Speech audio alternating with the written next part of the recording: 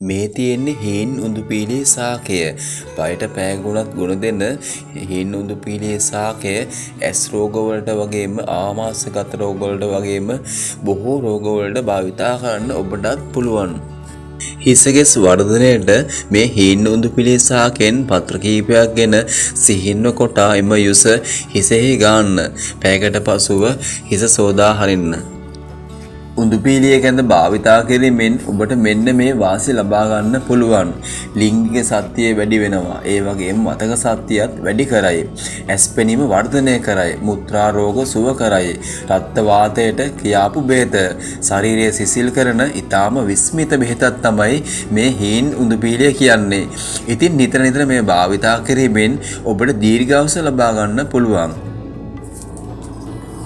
හීන් උඳුපිලිය විස ශරීරයේ ආලේප කිරීමෙන් සම පැහැපැත්වීමේ රහසක්ද තියෙනවා.